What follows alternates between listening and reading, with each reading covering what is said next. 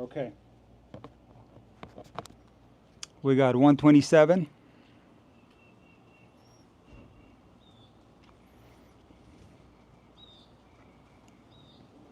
All right, perfect. Hold on. All right, perfect. So, guys, let me show you how I planned the live today. I'm going to tap into some of these subjects, okay? We got a bunch of subjects here regarding the Roland Garros tournament, but a couple of subjects are going to be intuitive tennis related. And we're going to get into this step by step, but I am going to answer questions in between, okay? So I want everyone in the chat to answer this question here. Sinner and Alcaraz, or are Sinner and Alcaraz better than Nadal on clay? That's what John McEnroe said. Very controversial statement. I keep looking at myself here. I gotta look in the camera. Very controversial statement by John McEnroe. What do you guys think? Sinner and Alcaraz better than Nadal on clay? And let me just see what you guys are saying. A lot of no's, okay. Yes. Somebody's saying yes, Sinner and Alcaraz better. Wow, there's some yeses. No way, there's a tons of yeses. Guys, put it in the chat. Are Sinner and Alcaraz better than prime Nadal on clay? All right? Prime Nadal on clay. Okay, tons of no's. Some yeses.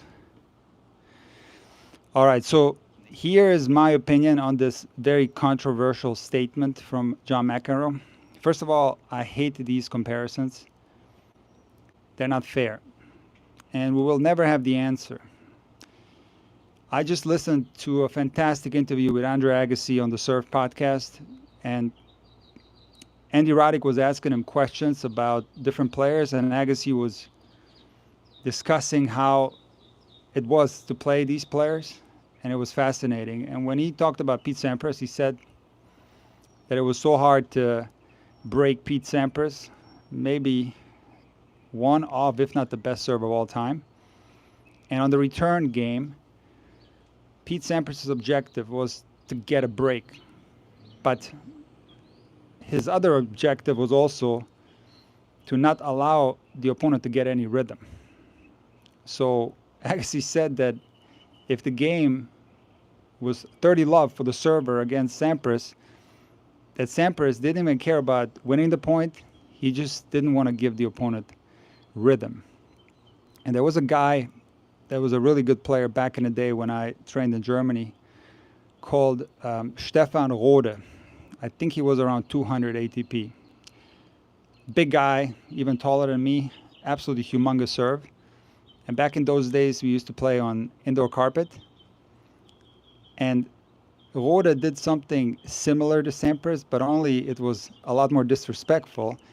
He would get the break, and then on the return games, he was actually catching the serves.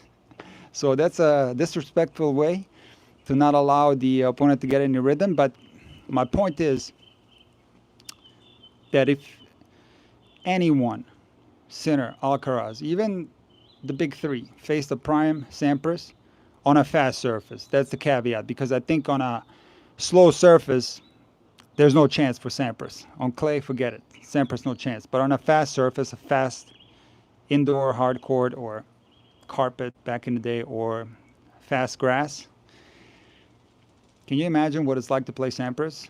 It must be so hard to break that guy. I don't care how good of a returner you are. And it must be very difficult to play when he doesn't give you any rhythm.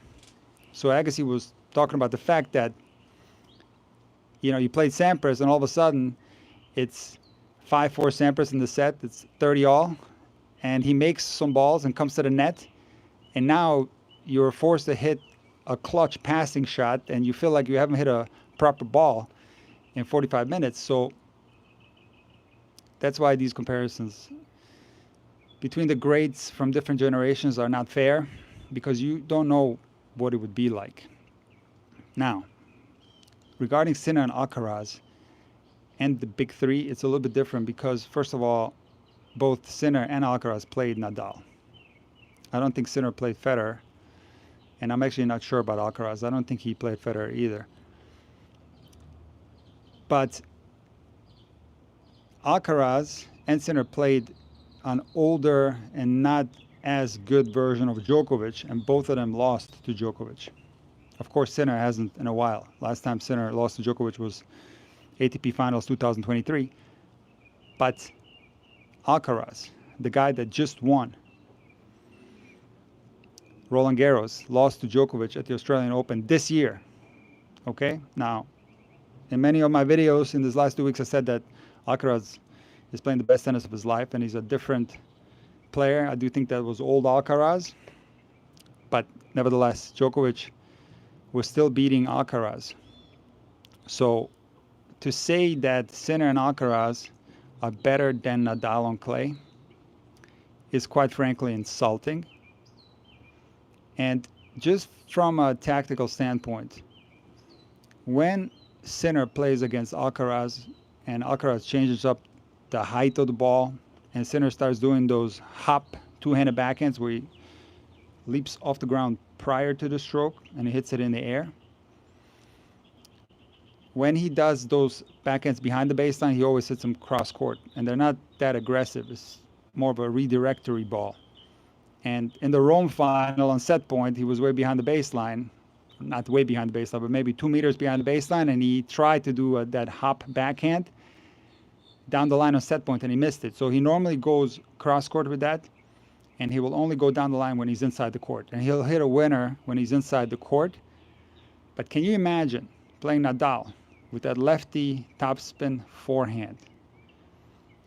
I don't care how good your backhand is, because arguably the greatest two-handed backhand in the history of tennis is Novak Djokovic, and he barely beat Nadal on clay with that backhand. Are Sinner and Alcaraz backhands that much better than Djokovic? I think they're close, but I would still regard the Djokovic backhand better. So the challenge of playing Nadal is having to hit those backhands from an uncomfortable position that's higher up.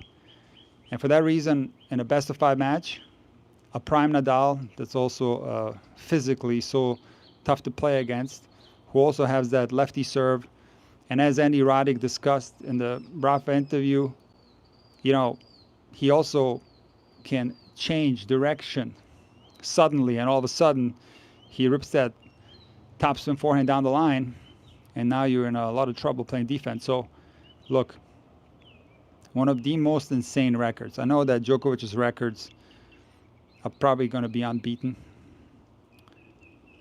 but as insane as Djokovic's accomplishments are, I think it's even more insane what Nadal did at Roland Garros, winning it 14 times.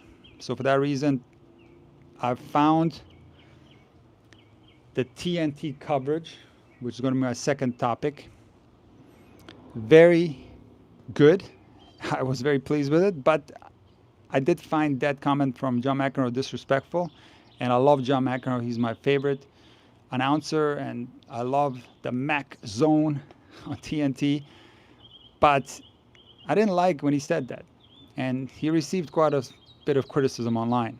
So, you know, let me mark this down, and then we're gonna actually know when we upload this video as a regular upload which topics we already talked about. So now we're going to talk about the TNT coverage, and I do want to say a couple of things about the coverage. First of all, I loved Sam Querrey. I'm not sure if he called any matches, but he was on that desk in those segments. And Sam does such a phenomenal job on his Instagram when he voice overs some of his tournament results. It's so funny. And also the Nothing Major podcast is really, really good. That and the Surf podcast. I mean, it's so awesome that we have these former pros, you know, making content online. So that's awesome. So I love Sam Querrey. I like Sloane Stephens. She's one of my all-time favorite players. But I also love John McEnroe. And I love the combination of Patrick McEnroe and John McEnroe together. Something about them calling a match together, that dynamic is awesome. But, you know, we got to hear them on ESPN too. So what I found different about TNT was that they really tried hard to make those segments in between matches a lot more entertaining. And my favorite segment was Agassi, who was awesome on TNT. I love listening to him. When they brought in Andrei Medvedev, that was such a great moment. And for you guys that don't remember that match in 1999, Agassi beat Medvedev in the Roland Garros final after being down 2-0. So they shared so many insane stories. And I'm even surprised that Agassi told these stories, because he didn't even say that stuff in his book, that he was so nervous the day before the match that he drank vodka from the minibar in a hotel to loosen up. So TNT coverage was absolutely spectacular. And, you know, quite frankly, I wish that they would do all the Grand Slam tournaments. So that was really good. All right, on to the next topic. And I am going to go now to the chat, and I'm going to answer some questions before we go on to the next topic. Okay, guys? All right, what's going on here? Yeah, Sam Querrey was very good. He's so natural in front of the camera. Nothing major is good, yes. Okay, here's something interesting. Hold on. What are your thoughts on the Sabalenka drama? She walked back some of the comments on IG. I don't think she deserves all the backlash. She stated the fact that she just played a horrible match. So I talked about this, excuse me, in my video where I covered the women's final, and Sabalenka's comments were terrible because the conditions were bad. And it is true that the conditions don't affect players equally. So, as I said in my analysis, Goff is going to handle wind way better than Sabalenka, who's a taller player and who's also a flat ball striker. Even though she does have a lot of RPMs on her shots, especially the forehand, it's more of a flat ball trajectory. She's also taller and has a high toss, so playing in the wind is tough. The fact that she's taller, her footwork is not as precise as Goff's. So wind affected her more.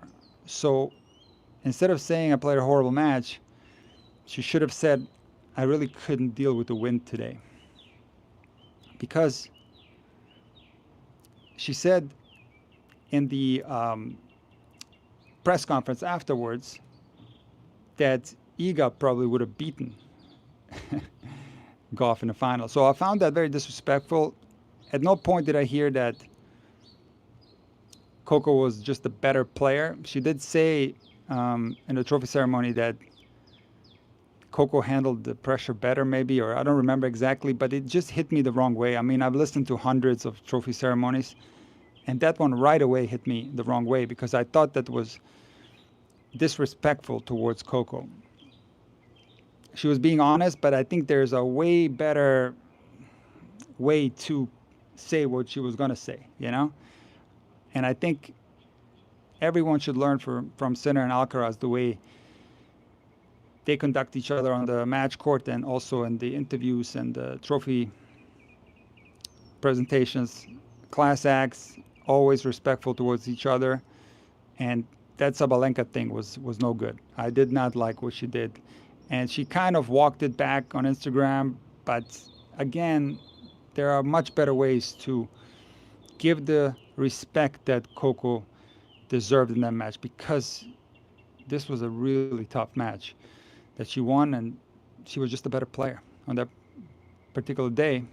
And the quality, of course, wasn't the highest, but that doesn't take away from the entertainment factor and the importance of that match. So she should have given Coco a lot more credit. Okay, let's see here what we got going on. Let's see here. Okay, this is a good one. I actually was going to talk about this. Who were you rooting for in the final? This is so funny because one of my good friends, Felipe from Brazil, who I featured in the 10-day tennis transformation, you can look it up on the Intuitive Tennis YouTube channel. There's a playlist. He is a diehard Rafa fan just like me, and we talk all the time about Rafa. Even now, we reminisce and we say, what if Rafa would have won this match and that match? So we talk about Rafa all the time. And we talked prior to the final, and I was telling him how awesome it is that I'm just going to watch a great tennis match between two players that I like equally, and I'm not going to have this emotional burden, because back in the day when I used to watch Rafa, it was as if I was playing, and of course I'd be super happy if he won, but I would be absolutely destroyed if Rafa lost, especially if he lost a heartbreaker. I'm not kidding you guys. I would be affected by that for days and be in a funk. So when these huge matches were happening between Rafa and Roger or Rafa and Novak, even though this is incredible entertainment, I felt so nervous and I felt uncomfortable, prior to the match and during the match. And it was just tough to watch, quite honestly. Often I wouldn't even watch. What I would do is, watch the score on my phone, and sometimes I would start driving around, and I wouldn't even watch it live. I couldn't bear to watch it, and I would just look at the score, and then afterwards I would watch the replay. And maybe the most nervous I ever was watching Rafa was the Wimbledon final against Federer, where he beat him for the first time in 5 sets. So I was bragging to my friend Felipe, hey, this is going to be great tennis and I can relax and just enjoy the tennis. But I was very wrong, because I did get emotionally involved in this match. I was actually very touched by the Goff victory. I teared up. That affected me. I was so happy to see her win that match. But you asked me who I was rooting for. So I like both of these guys equally. I think both of them are so great for the game of tennis. I can't believe that we have them, quite frankly. I actually thought that, I got some in my eye, hold on. I thought that, there was going to be a period after the big three, just like we had after Sampras in the early 2000s, where there was going to be a lot of different Grand Slam champions, and the ATP was going to look more like the WTA. So the fact that we have Sinner and Alcaraz at the top of the game playing epic matches against each other is incredible. So last year during Indian Wells, I was cheering for Alcaraz. I wanted Alcaraz to win because he was kind of in a slump at that moment in time, and I was cheering for him. I was also cheering for Alcaraz in the semifinal of Roland Garros last year. Then later on in the year, for some reason, I started going more for Sinner. And that match in Beijing, I was rooting for Sinner. And then the Six Kings Slam, I was rooting for Sinner as well. And then in Rome, I was also rooting for Sinner. And yesterday, I found myself really rooting for Sinner. And I was so sad for him when he blew all those opportunities to win the third set, win the fourth set, and even win the fifth set. It affected me quite a bit, and it was an emotional toll, that match, for sure. It was incredible entertainment, one of the best matches that I've ever seen, but it was a tough one to watch. Now, when Sinner broke in the fifth set, and all of a sudden it was 5-all, I went absolutely crazy. Like I used to go crazy in the Rafa days, and I was doing the lawnmower in my living room, and I was going insane. And when Sinner broke, I couldn't believe it. It was so exciting. So long story short, I was a little bit more for Sinner, but again, I like both of these guys. They're fantastic for the game. Sinner is the best German player. I hear that a lot, actually. Sinner isn't German, dude. Yes, of course he's not. He speaks German, but that part of Italy, you should visit sometime. It's beautiful. My dad used to work in Lienz, Austria, which is very close to where Sinner is from. Shamir's backhand reminds me of prime McEnroe. You know, I actually don't think so. Shamir's backhand is way more modern than McEnroe's backhand. McEnroe has a classic backhand, more of a bunt backhand. He likes to absorb the pace. Shamir does have a modern backhand, like what you see from players on tour today. All right, one more question, and we're going to go to the next topic on the board. Okay, this is a great question. Nick, do you feel that Alcaraz's backhand is actually better with the lower takeback? He was winning some backhand exchanges against Sinner, and he had even higher backhand rating according to stats. So yes, I do think that the Alcaraz backhand, it looks better to me. And I made a video about his backhand. I went very deep on the research. And what's interesting is that Sinner still has the old backhand. So he has a backhand that starts a little bit higher, like this. And then the new backhand starts a little bit lower.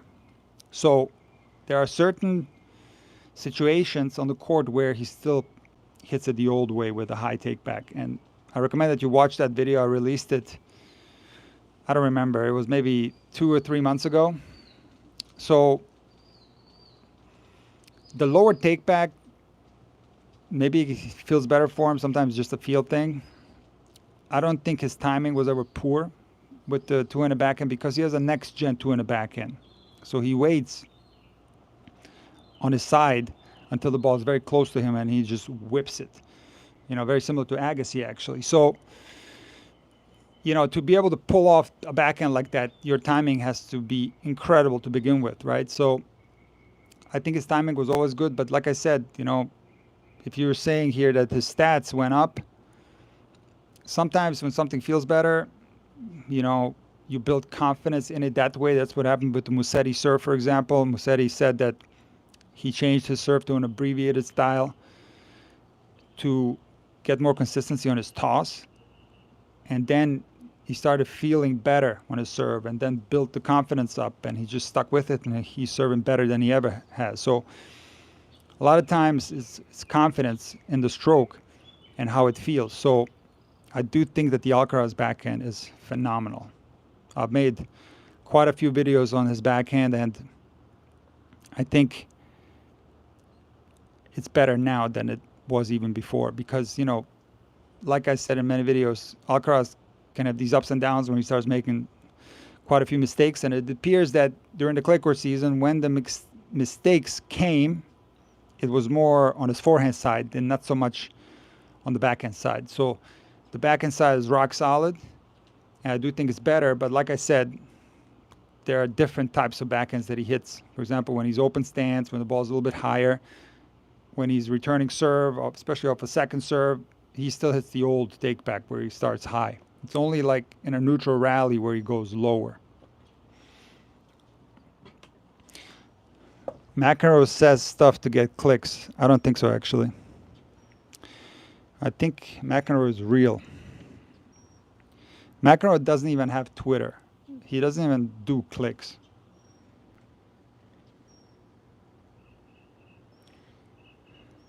Okay, you know what? Grüße aus Köln, Grüße zurück aus Florida. All right, next topic is the Sinner serve. So, Sinner, during this match, was so close to winning, and for that to happen, he had to play really well. So, this is not a situation where Sinner played a poor match. Now, could he have done things better? Yes.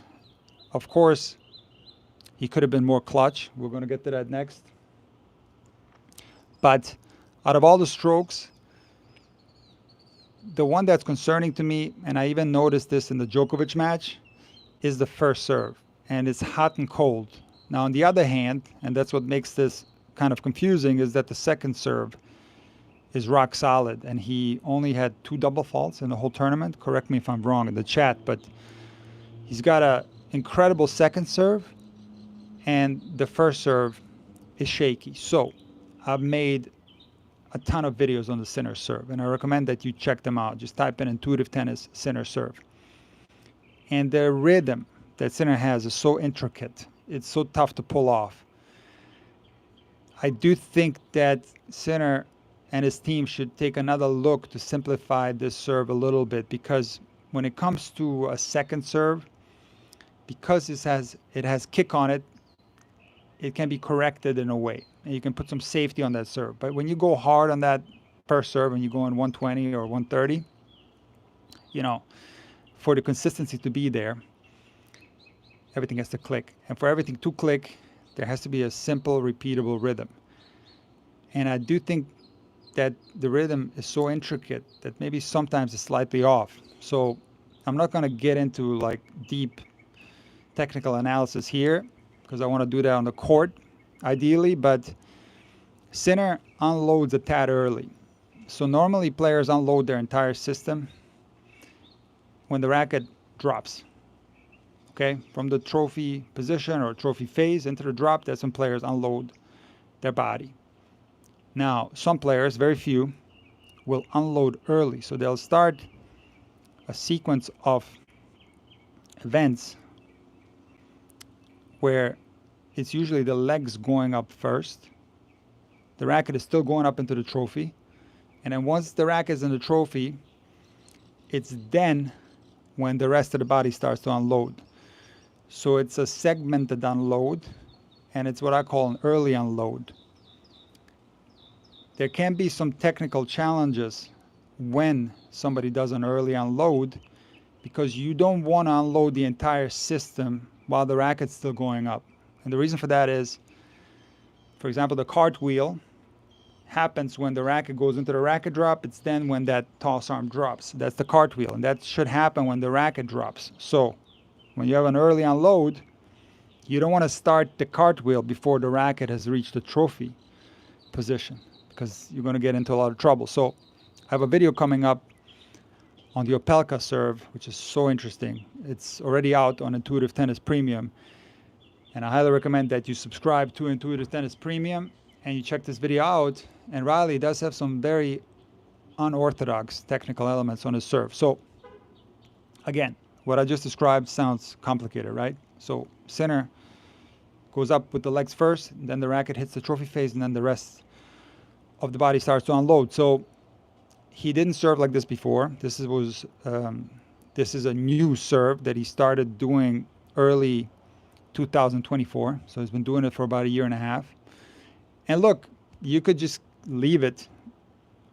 He's serving well. He's number 1 in the world. He came within 1 point of winning Roland Garros, and he would have had a legitimate chance to do the entire slam, right? You know, win Wimbledon and US Open. So you could leave the serve, but to optimize it, and if you look at problem areas in his game, if there are any at all, you look at that first serve percentage, which was very poor against Djokovic in the first set, and I think even in the second set. He did serve better in the third. And against Alcaraz, can you imagine if the first serve was clicking in the fourth set at 5-4? Can you imagine if the serve was clicking when he was up a break in the third? That's the match right there. Remember what I said about Sampras?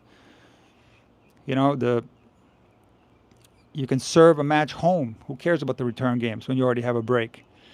So that's one area of Sinner's game that I think still can be tinkered with. But the confusing thing again is that there's a huge discrepancy between first serve and second serve. The second serve is very solid.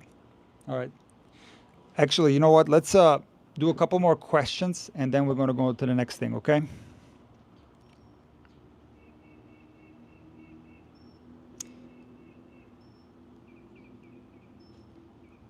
Okay, you know what? I'm going to talk about this.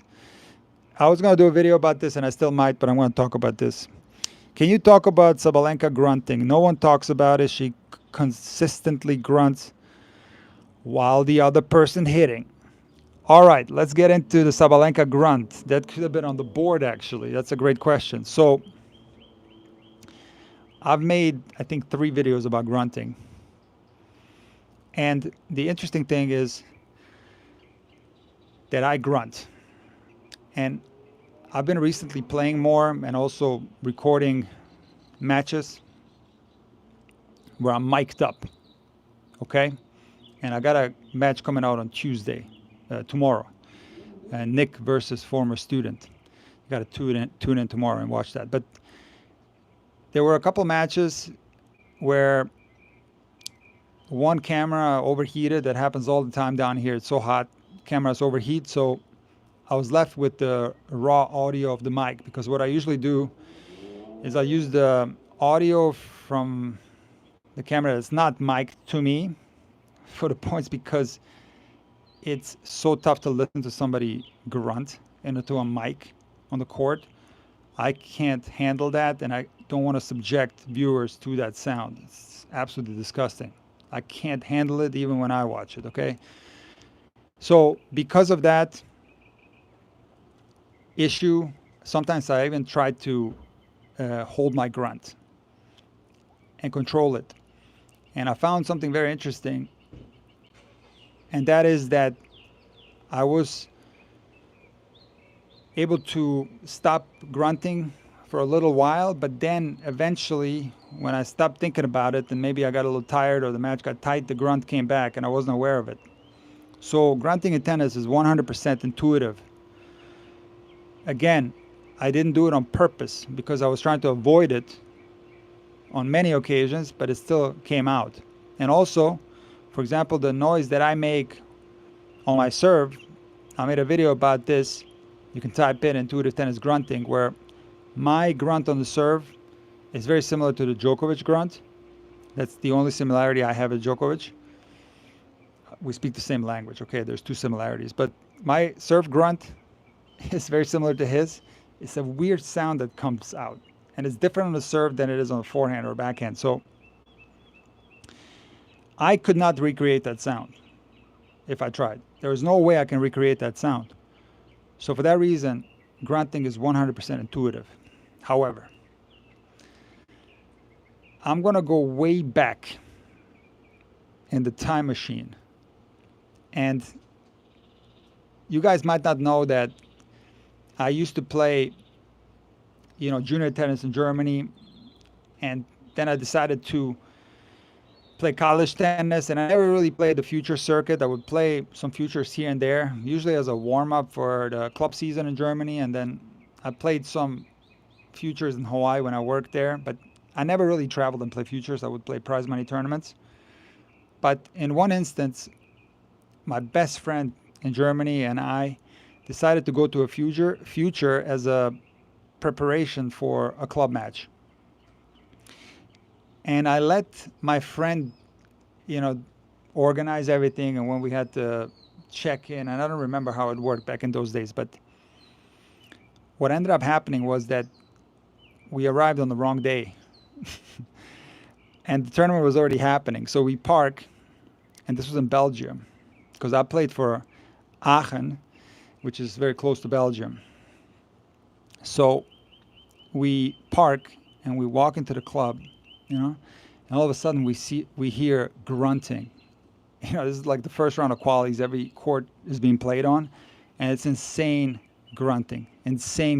And we recognize a very specific grunt from this guy that shall be unnamed that we absolutely hated, because this guy was a cheater and an absolute maniac, okay? And this guy for sure was a fake grunter. There was no way that this guy had an intuitive grunt. And so as we were walking to the tournament, we hear a ton of grunting, but one grunt on top of all of them is the fake grunter that we knew. And we just look at each other, and I go, Jens, I think the tournament's already started. And he goes, yeah, I think you're right. And then so we just turned around, we got into the car, and we got out of there, and we drove straight to Amsterdam to forget about this nightmare. But in any case, that guy was a fake grunter. And is Sabalenka a fake grunter or a real grunter? So first of all, you said that she grunts all the way until the opponent hits the ball. And that's not true because I actually analyzed that. And her grunt is over way before the opponent makes contact. I know it appears like that, but if you actually, check, it's not hindrance. So her grunt is not hindrance. But it is very loud. And I'm often on the player's side. I don't think Sharapova's grunt was fake. I don't think the Monica Seles grunt is fake. And I'll be honest with you, I don't know what to think about Sabalenka's grunt because it is a little bit weird. I'm not going to equate it to the Sharapova grunt and the Seles grunt. There's something different about it. And I know that a lot of people are bothered by it. I've seen so many comments on my channel. People complaining about the Sabalenka grunt. And if that's something that she's adding to her shots, then it's a problem. If it's intuitive, it's not a problem. I'm not 100% sure. Am I bothered by it? See, the thing is, when you're playing and somebody's grunting like crazy, it doesn't bug you really that much on the court. It's never really bugged me that much. When opponents grunt or even grunting in practice. I do think fake grunting is annoying. When somebody's warming up mini tennis and they're going, that's annoying, okay? That's really annoying. But I was never affected by grunts. However, when we're watching a match on TV, they have all these boom mics behind, the baseline or where the back fence is, so to speak, all these boom mics. And I do think that the grunt is amplified and it's way stronger than it is in reality.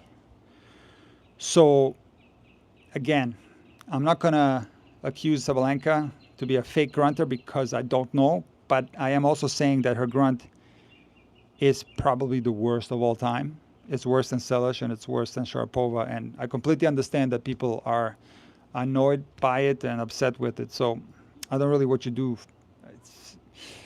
Monica Seles once tried to not grunt, and at Wimbledon actually, and she played horrible. So again, 99.99% of players grunt intuitively, and the fakers, you can usually spot them, but in Sabalenka's case, it's a little bit tricky. So let's go on to the next topic here, and we already talked about the Sinner serve. So we're going to cross that out. And now we got a great topic, Sinner versus Coria. And it's G. Coria, Guillermo Coria. I can't say that first name, but I think he's got a brother that's on tour, Federico. So, I talked about this in my last video, so I'm not going to talk about it again. But long story short, Coria, maybe at one point the second best clay court player in the world behind Nadal. In the year after his Roland Garros final loss, almost at French Open, I told myself to not say French Open a single time, and I did it now. Because the French people don't like it when Americans say French Open. So a year after his Roland Garros final loss to Gaudio, he did play really well in some tournaments. For example, there was a Rome final that was 7-5 in the fifth or 8-6 in the fifth against Nadal. He played well there. And then there was, I can't remember now, I do think he won a tournament too. But the year after that, 2006, I think he was already done. So he didn't last much longer after losing that Roland Garros final. But in any case, out of all the so-called chokes, even though I don't like using that word, I think it's kind of, demeaning towards the player. In all the super important finals where a player had a huge lead and blew it, to me, that one stands out for some reason. I felt so bad for Coria because while Gaudio is a phenomenal clay court player, Coria was the big favorite and he started the match so well. First at 6-0. So that hurt him so much mentally. And that's such a tough thing to, handle, because the problem is that opportunity most likely won't come back for Correa, as good as he is. That was probably his thought process, even though might not be true, but the thought process is, I'll never have this chance again. I blew it, and it hurts a lot. Now, for you guys that don't play tennis, just think how much it hurts to lose your wallet. You lost your wallet with a ton of money in it, all your credit cards. You lost it. You're going to be in a funk for a while. So imagine losing a match like that. It's something I wouldn't wish on my worst enemy, because it stays in your head. John McEnroe said, another player that lost the Roland Garros final, that he shouldn't have, against Lendl in '84. 2 sets to love, chances to win each set after that. 4-2 in the fourth, he was up. He still thinks about that match to this day, 40 years later. So,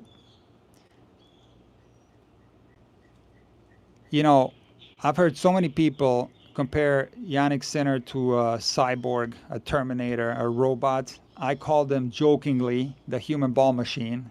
It's just a little joke. But it does appear that he plays like a machine. He seems so strong mentally, and he rifles off these shots like a robot, right? And I love Jannik Sinner. I don't think that's true, but this is what a lot of people say, jokingly, of course. And I think this final proved that Jannik Sinner is human. And the game of tennis and its unique scoring system will test you mentally. And Jannik Sinner showed that he's affected by tennis just like everyone else. He's not above anyone in that regard. And that's the beautiful thing about tennis, that it tests us. No matter what level you're playing at, tennis can destroy you. It can make you really happy, but it can destroy you. So, big question is, Sinner versus Correa. Will Sinner be affected by this loss? And for some reason, and I don't know Sinner personally, I've studied him a lot, I don't think that Sinner will be affected by this. I think he's going to move on quite quickly. And I do think that he's going to finish the year very strong. I think this loss might actually motivate him.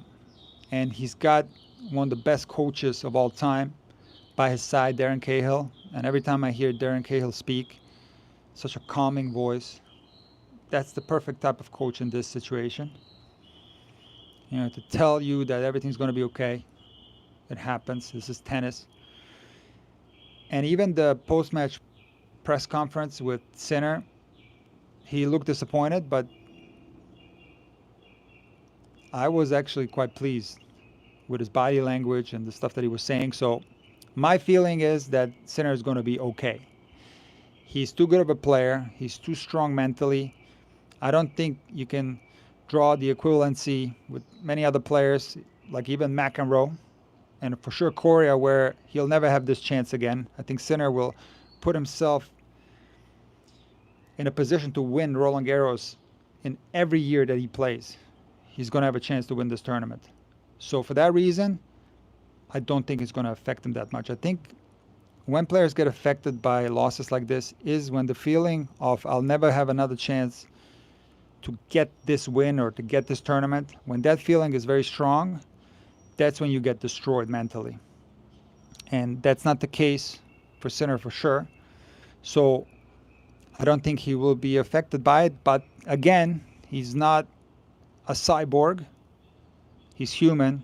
And I do think that this will stay in a set for a while. No doubt about it. But I think he's for sure one of the favorites for Wimbledon. And of course, once we get to the hard courts. Okay, hard courts. Remember what Sinner was doing on the hard courts? He's going to be unbeatable, I think. So let's see what happens. Okay, let's do a few questions. And, oh wow, I got a super chat. I think that's my first super chat. I don't even know how it works. That's so cool. Thank you. Whoever did that super chat. Is there a question attached to it? Yes. Ben Dover. That's a fantastic name. Interesting last name. Dover and first name Ben. Can you discuss Sinner's game and how it translates to grass and his chances at Wimbledon this year? So I do agree with Agassi that Alcaraz is the best mover on slippery surfaces. I agree with that, for sure.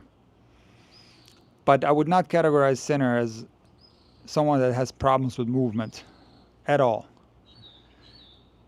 If you look at their game,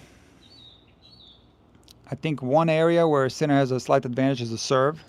And I think the serve is very important on grass. Now, of course, Sinner is struggling with the first serve percentage at times. So if he can solve that problem, I definitely think that he's got a chance to win Wimbledon, because the faster the surface against Alcaraz, advantage Sinner. So yes, I think Sinner can win Wimbledon, and I think he did win Halle. Was it last year or was it the year before? I don't remember. No, it was last year, 2024, he won Halle.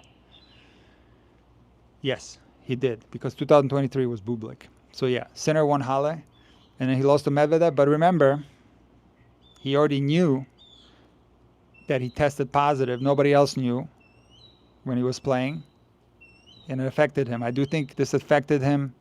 Indian Wells, Roland Garros, those clay tournaments before that where he lost to Tsitsipas, remember? Monte Carlo. What else did he play? I think he was injured or two, right? He got injured. Did he play Rome? I don't remember if he played Rome, but he did lose to Alcaraz at Roland Garros. He lost to Medvedev in Wimbledon, and then he did win Cincinnati, right? And then the news came out the next day. So I do think Sinner was affected in Wimbledon from this, for sure. So now he's put this behind him, and he's going to play the grass court season at a 100% level mentally. And I haven't really thought about grass yet, to be honest with you. I want to definitely watch Queens and Halle and all that. And I don't even know if Sinner is going to play. He usually plays Halle. Alcaraz plays Queens. So I haven't thought about it yet, but yeah, for sure. Sinner. Fast surface. Are you kidding me? He's going to have big chances. All right, one more question, and then we're going to do the next thing on the board here. Kitty. Where was he? Was he here? Simone. Come here. He doesn't listen, though. Like, I would call him, but he doesn't listen. It's cats, you know, it's not a dog. Let's see here.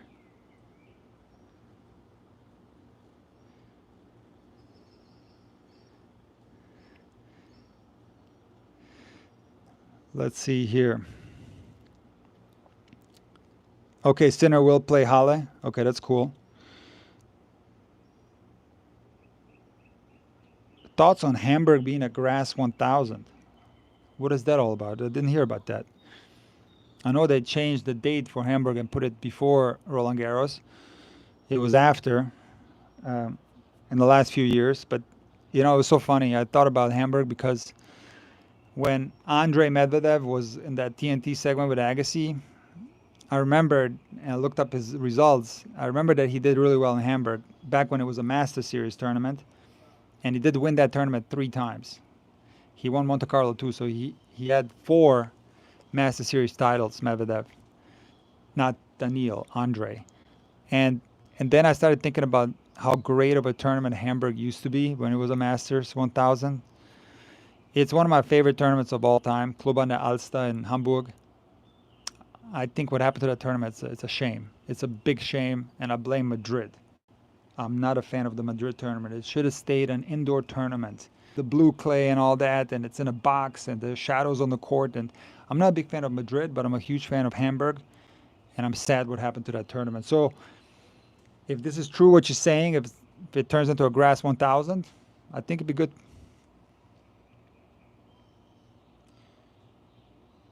Okay, one more question, and then we're gonna do the next thing. Thoughts on Zheng? It's so funny you bring her up because she has the best looking forehand on the WTA Tour. I love her forehand, and she's one of my favorite players. I think she's so dangerous. She can play on any surface. I really want her to win a Grand Slam. I think that would be so great for China if she can do it. And she has the game, phenomenal athlete. And I also like the fact that she's, kind of, she doesn't care about the other players that much. I think that's one aspect of the WTA that I appreciate. Now, of course, I want fair play, and it's nice to see players embrace each other after matches and be fair. Don't get me wrong, but I would be a liar if I told you that I'm not entertained by some of the drama on the WTA Tour. So a lot of the players on WTA, they don't really care for each other that much. And I find that entertaining, to be quite honest. Like, one of the most liked posts that I did on Instagram was Shamir and I doing a braces at the net, and we did big three. We did like ATP, we did big three, and then we did WTA. And the WTA one was one of these, like one of these handshakes that's barely a handshake. So that's so funny to me. It's, of course, not fair play, but like I said, I'd be a liar if I said that's not entertaining. So Zhang is kind of in that category a little bit, I think. She doesn't really care for the other players, but as far as her game, the forehand is so good. I love it. And I love watching her play. So, yeah, let's see what happens. Okay, now we get to the next topic, which is toilet break, okay? It's not going to be a toilet break for me, but I want to talk about the fact that Sinner and Alcaraz played for over 5 hours and didn't take a toilet break.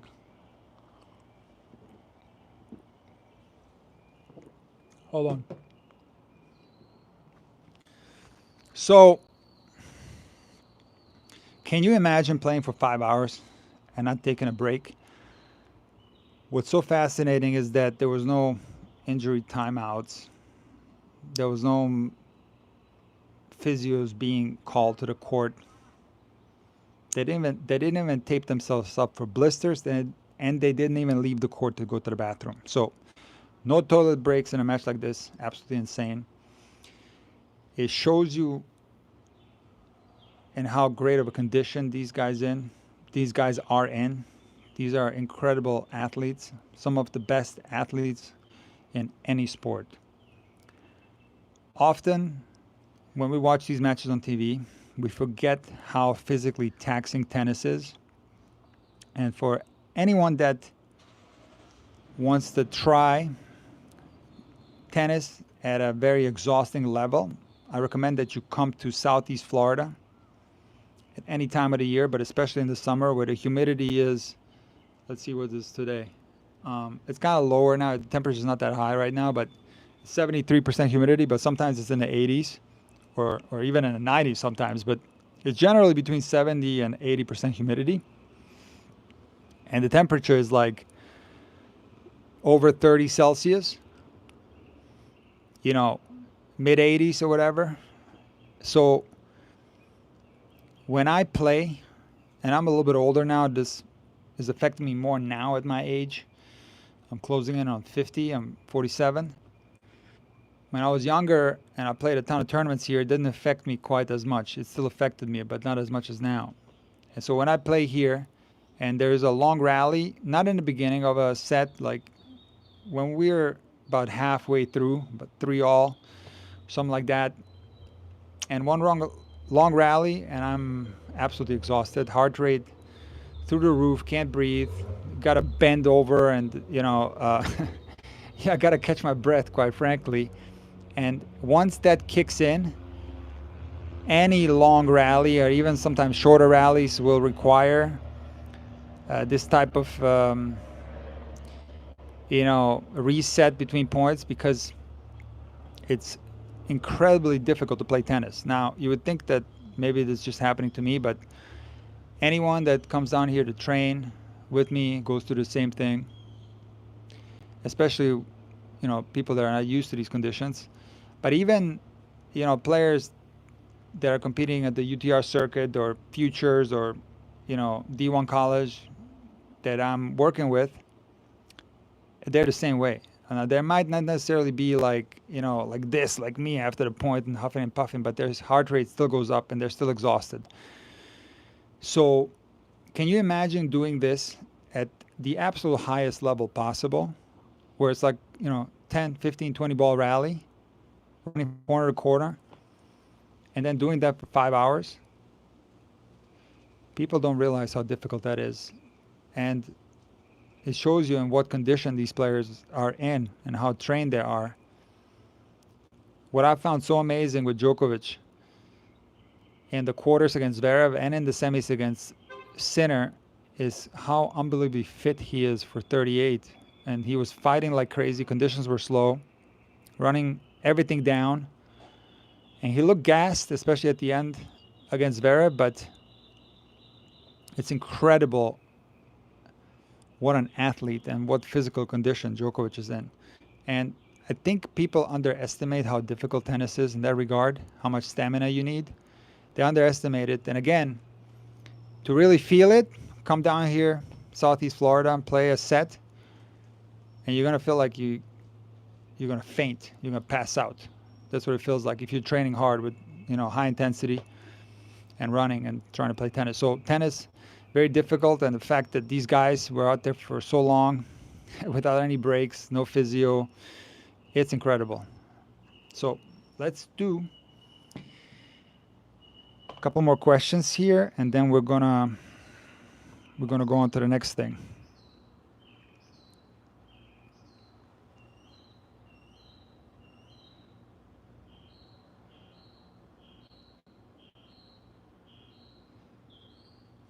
Did you see Lily Tagger play? So Lily Tagger aus Lienz, Österreich. She's from a town where my dad used to teach tennis lessons. So for you guys that don't know, I'm from Croatia, Split, Croatia. My dad was the head coach for the junior team at the tennis club Split for many years.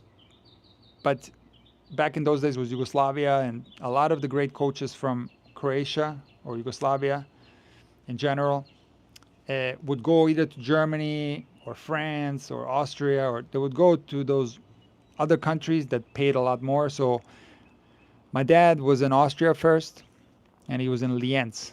And then later on, he went to Stuttgart for a couple of years and eventually landing in Ahaus, Germany.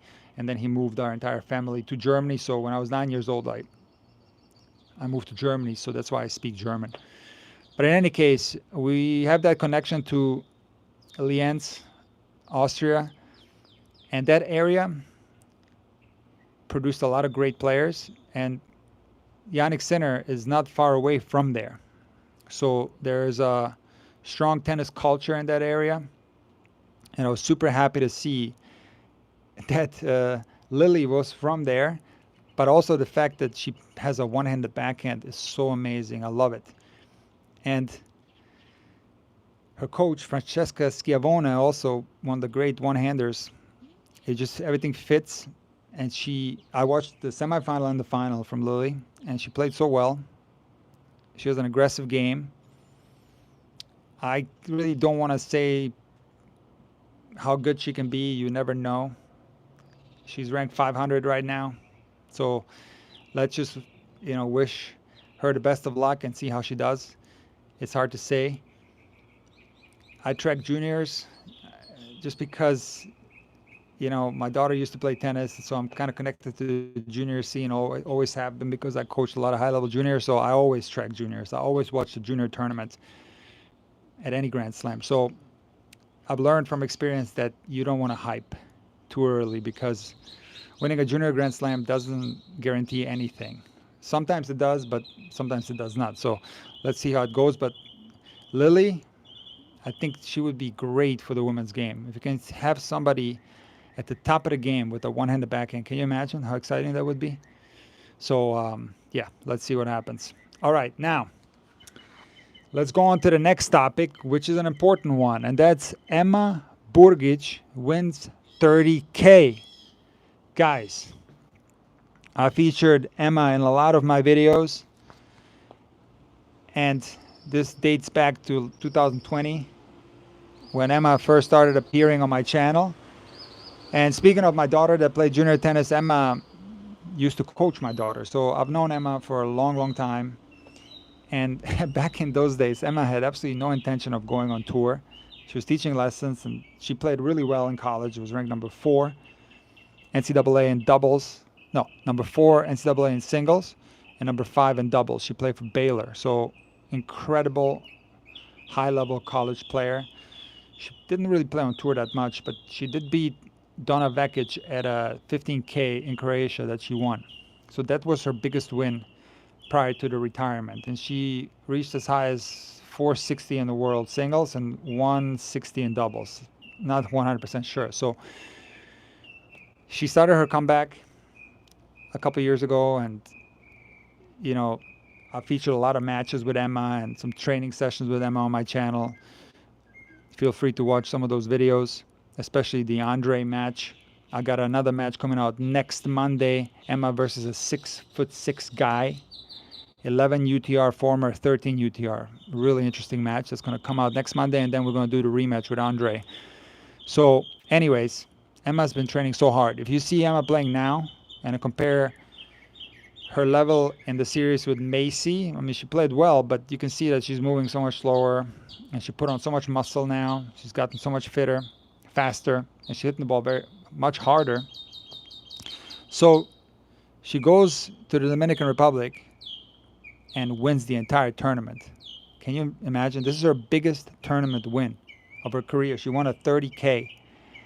She was ranked 798 prior to this tournament, and she rose 198 spots. She's ranked 600 now. And she's playing another week in the DR. So, incredible result. She's been playing really well, winning a ton of UTR prize money tournaments, beating players that are ranked 200 in Fed Cup, actually, or Billie Jean King Cup.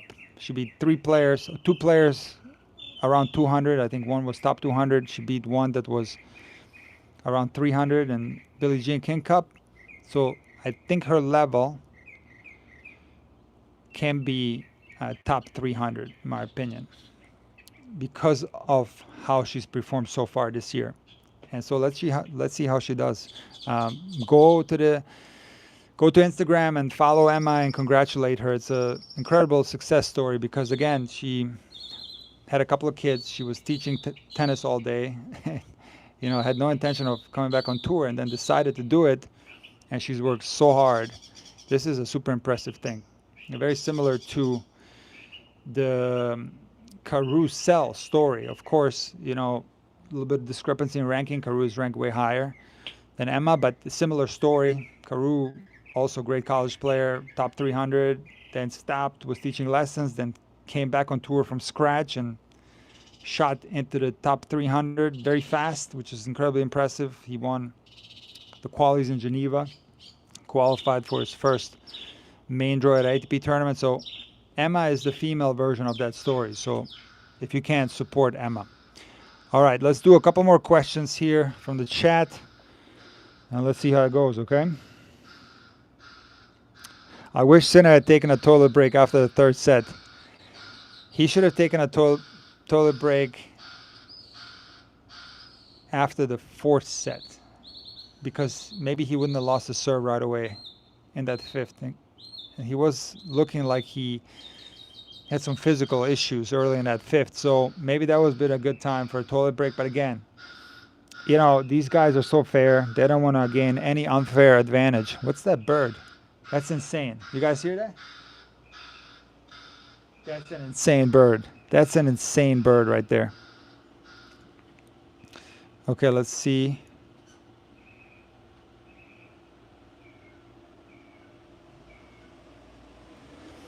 Is Hamburg 500 now? Yes, I think Hamburg now is a 500. It was downgraded from 1,000 to a 500. This is interesting. Don't you think Alcaraz has a psychological edge over Sinner after his win, especially in closer matches? 100%. Other than, the way they play, There are some advantages for Sinner. There are some advantages for Alcaraz. There are other advantages for Alcaraz. I talked about that in my analysis of the final. I recommend that you check my latest video. I'm not going to go over it now, but yes, when the match extends past 4 hours, advantage Alcaraz. When the match gets tight, advantage Alcaraz. Right now, that's the case. This could change, but right now, definitely there's an edge for Alcaraz in that regard.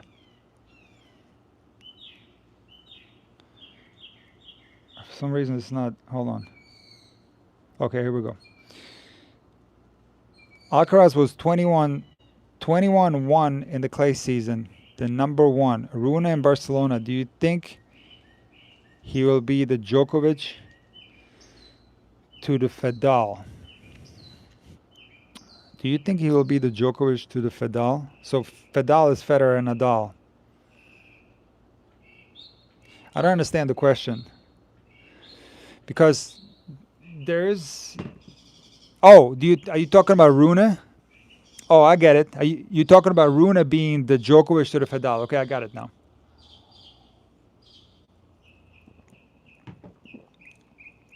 I think that's what you're saying, right? Okay. So Rune being the Djokovic in the Federal. So Djokovic came in and kind of ruined the party, 20 years ago. So will Rune be able to do that? I've talked about Rune in so many of my videos, and I do think that he has the potential to be there, but he's so far away from that. I was so excited that he was able to show that level of tennis in Barcelona, but then what came after was very disappointing. And I picked him to go in the semis in my draw prediction video. For that reason, because I value his clay court level very highly. And I do think that he has the potential, but he's very far away. Very far away. So no, I don't think so. Not right now. He's going to have to do a lot of work to be able to do that, to break into the top three. That's breaking into the top three. That's one thing, right? That's not what we're talking about. We're talking about not only breaking into the top three, but challenging these two guys at the top and taking slams away from them. We're so far away from anyone being able to do that. There's a discrepancy right now between Sinner and Alcaraz and everyone else. So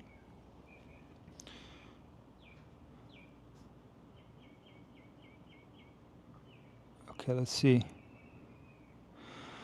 Analyze the 3 match points Sinner missed. Again, check out my match analysis video. I analyze each one of them. But to me, he had a chance to win the point in each one of the match points. But the most frustrating one was the third one, because it was a rally and he got a ball in the middle of the court and he got a forehand. And we know that Sinner can hit that shot with his eyes closed, right? That's like a forehand winner all day long for Sinner, but he didn't hit a winner there. He hit it strong into the Alcaraz forehand. I just feel like he could have been a little bit more aggressive and went a little closer to the line on that shot, but he didn't. And Alcaraz hit a very, very strong defensive forehand, and then Sinner was on the back foot on the next forehand, which he dumped into the net. So that one, out of all the 3, was the worst one, I think. But of course, the return of serve too. That's always frustrating when you miss a return of serve right away, right? Second serve. That's 15-40. And that first serve was so far out from Alcaraz on 15-40. He sprayed that thing. And I gave him a second serve, middle of the box. Sinner had to get out of the way a little bit, and he just steered it a little bit long. Those are the type of things that go on replay in your head for days, right? But I don't know if that's the case for Sinner, right? Maybe he's processing it faster, but if it was me, I would be thinking about that forehand, and I'll be kind of fantasizing about what I should have done, right? Like maybe go inside out, maybe do a dropper. That would have been crazy. No, that's maybe too much risk for Sinner. But yeah, that was so brutal, those match points. So brutal. Okay, let's see here what's going on. Unpopular. I think Prime Murray is better than Sinner. Sinner Endurance is still in question for me. Murray beats him by stretching the rallies. You know, that's not the craziest thing to say, because Murray, in my opinion, doesn't get enough credit, because I remember the days when it was called the Big Four. This was in you know, mid to late 2000s, right? 2005, maybe 2006 to 2010, maybe even past that, maybe 2015. I feel like it was called the Big Four, and then after that, we didn't call it the Big Four anymore, right? But Murray's results are absolutely off the charts. How many times he's beaten Rafa, Federer, and Djokovic? He's beaten Rafa on clay. Can you imagine? A prime Murray has beaten a prime Rafa on clay. Can you imagine that? That's absolutely insane. Absolutely insane. So, you know, I do think that, no disrespect for Murray, but if your question is prime Murray better than Sinner? You know, Sinner already, even though the Master Series are crazy for Murray, I think he's got, I don't remember 100%. Put in the chat how many Master Series Sinner has. I think he might be 17, maybe. I don't know, actually. But slams, of course, Sinner already has more, right? So I don't know. I think Sinner has eclipsed Murray already in that regard. And also the way he plays, I do think it's an incredibly high level that I would actually put above Murray. No disrespect.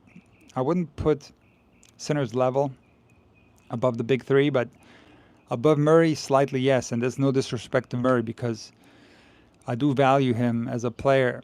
Someone that was challenging the big three for so many years. Like, that's crazy to be able to do that. So again, this is an unfair comparison, and I hate talking about this, because when you say that the guy now is better than the guy that doesn't play anymore, you know, there's no way to prove that, right? So again, it's not fair to the guy that's already retired. So I don't know.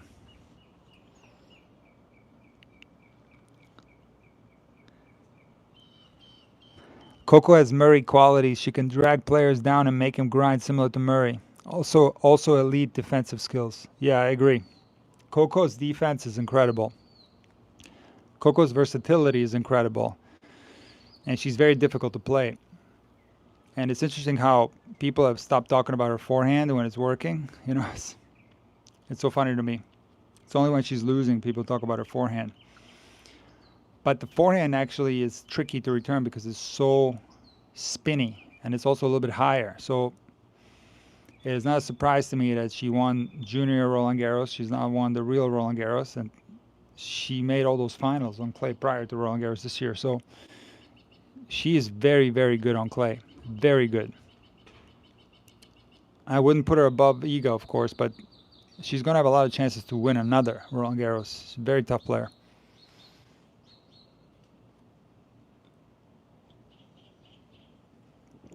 This is a great question.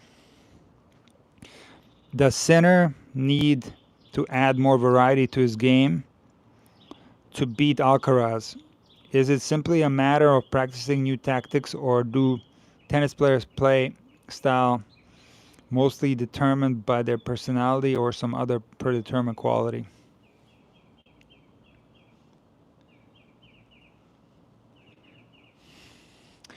That's so interesting. I do think there's a lot of truth in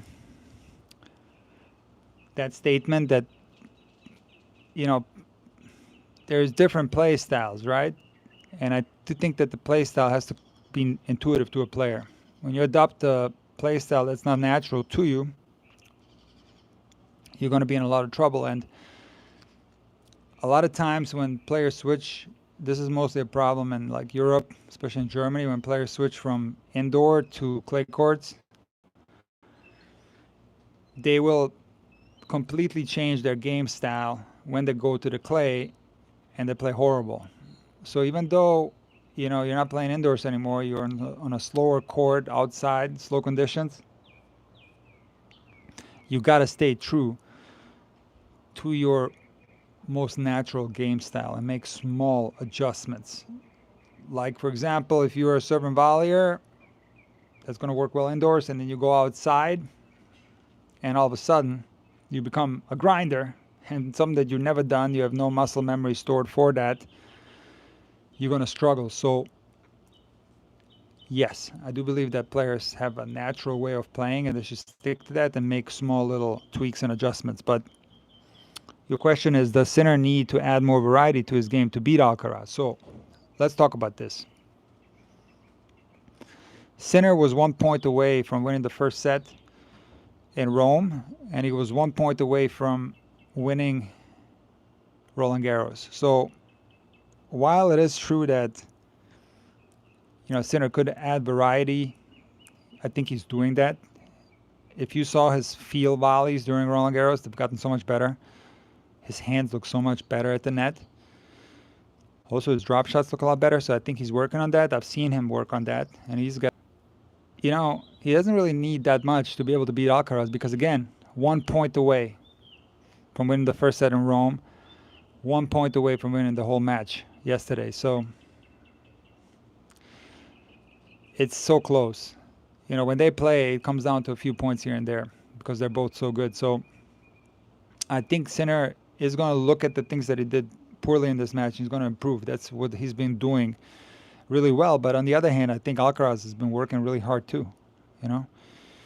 He changed his backhand. I think maybe they changed that backhand to make it look more like Sinner's. I did make a YouTube short on comparison between Sinner backhand and Alcaraz backhand. And the new Alcaraz backhand does look a little bit more like the Sinner backhand. So there's still some differences, don't get me wrong. More RPMs on the Sinner backhand, but both of these guys are continuing to improve, and they're going to continue to do that. But, you could make the argument that Sinner just needs to play better under pressure against Alcaraz to be able to beat him. So that would be, for me, the number one thing to work on. Identify the problem areas in this match, which were, in my opinion, 6-4, 5-3 serving. Next time, serving for the set against Alcaraz. Don't let it happen again. Upper break in the third. Upper break in the fourth. That needs to be corrected.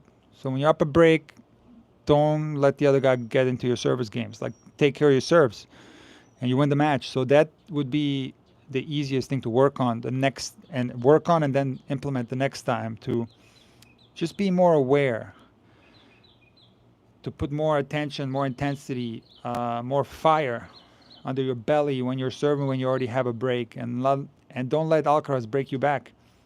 That would be the easiest thing to fix, I think. So, yeah.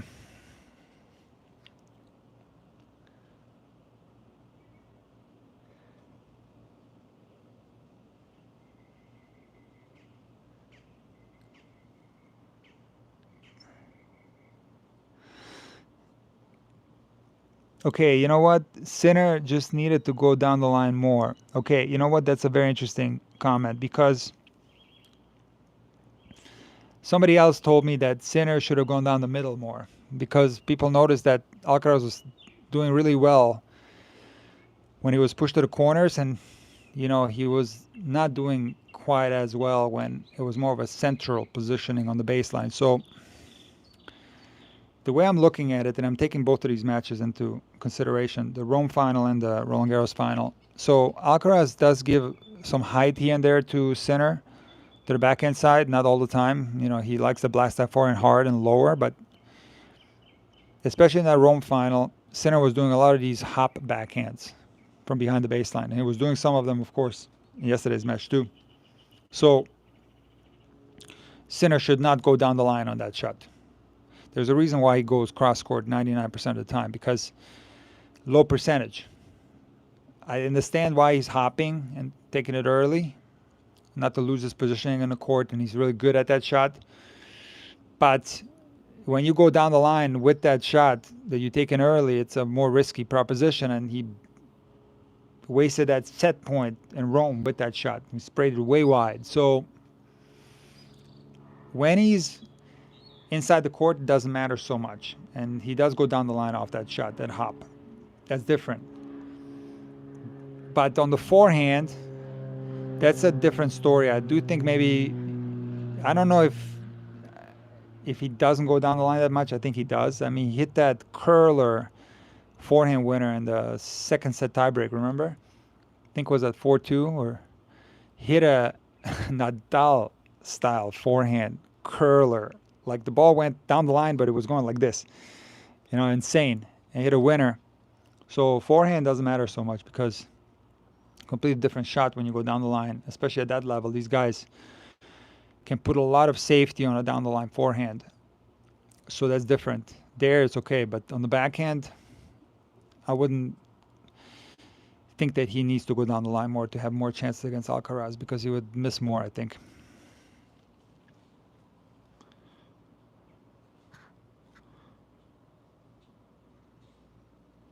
Both Alcaraz and Sinner would lose to Michael Stich. I don't know about that. You really think so? Maybe it'd be tight in a carpet or on grass, the old grass, fast grass, because Stich, I mean, it's Stich, such an underrated player. The guy was beating everyone, like was beating Sampras. He hit maybe the best return of serve that I've ever seen in my life. It was in the ATP finals final. It was held in, I think it was in Hannover, in Germany. He played Sampras in the final. I think he won. He beat Sampras in the final of that, if I remember correctly. And this was a super fast indoor court. And you know how well Sampras serves. And Stich hit a block inside a backhand return that I swear, I think James Blake hit the fastest return of all time in the US Open against Huta Galung, I think. But that backhand return was at least 120, I think. That's what it looked like to me. 120 MPH backhand inside out return winner from Stich. And he's an underrated athlete. Like, he doesn't look that agile because he's kind of tall and lanky and didn't really have a very athletic loading position on the serve. You saw this a lot in the 90s, that the loading positions were less athletic.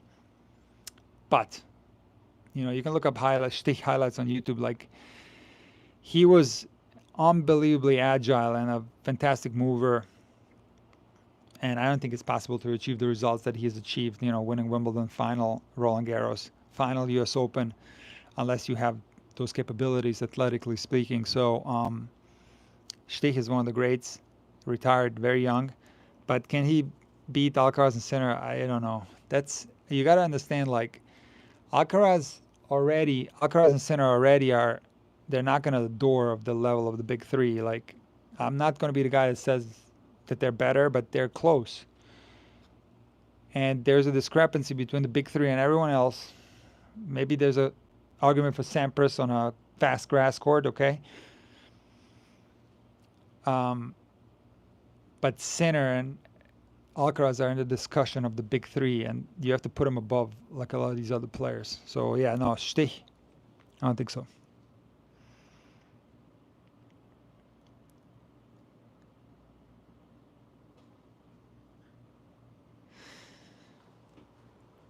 That's interesting. Can you make a video and go over a bit now on their two play styles and more depth, answering questions like how they use their different physical advantages? Would help us understand ourselves. So,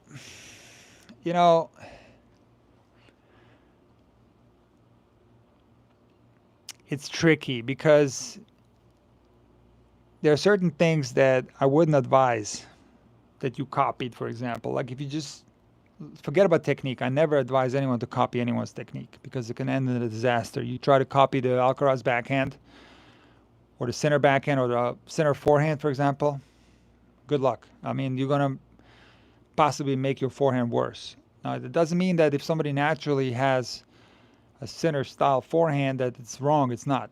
It's a fundamentally sound stroke, but you do need incredible timing and you need quick acceleration to be able to make these ground strokes work. So that's technique. That's another story. But let's just talk about how they play.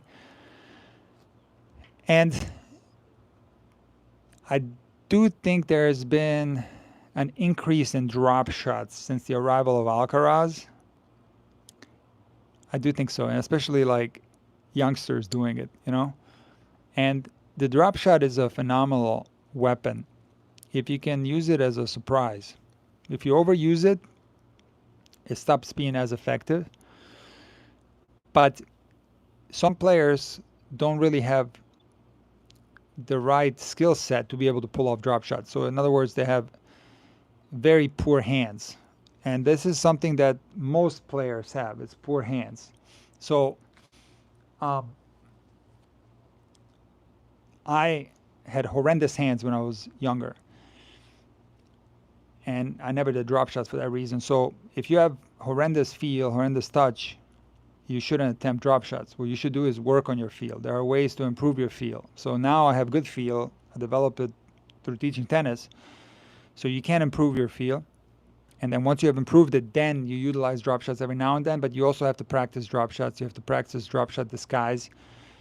You have to put a lot of work into your drop shots and practice to be able to see a benefit from using drop shots in a match. But if you, like most people, just do drop shots in a match without putting all the work, you're going to pay the price and you're going to gain a disadvantage from using drop shots. So it's very complex.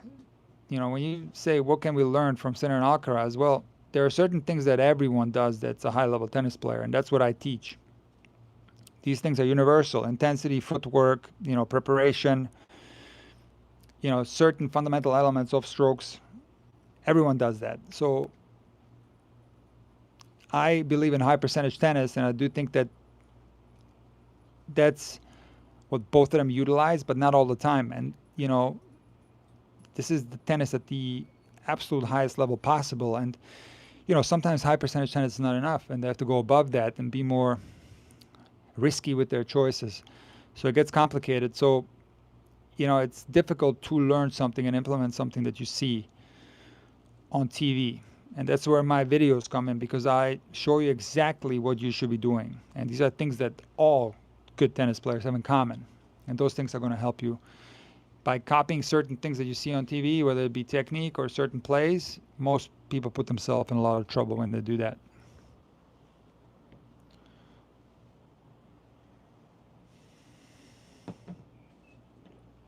No way. Eurosport has Becker and Stich. That's insane. I would love to hear Becker and Stich together. That's crazy. All right, let's do one more question here, and then I'm going to tackle the last point here, which is Wilson shift problem, guys. You see that? Wilson shift problem. That's going to be the last thing on the list.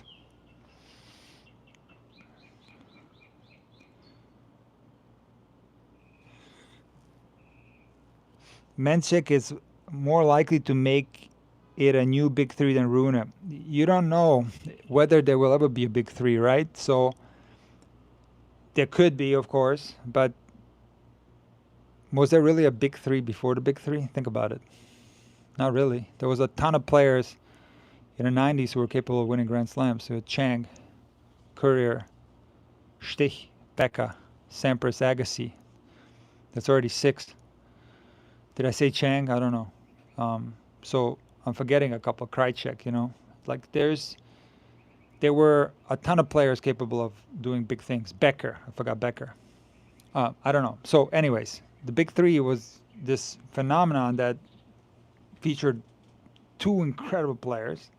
And then a third one came to the scene. And then a fourth one was there for a little while. So what we saw with Djokovic, Nadal, and Federer, I don't think we'll ever see again in the history of tennis.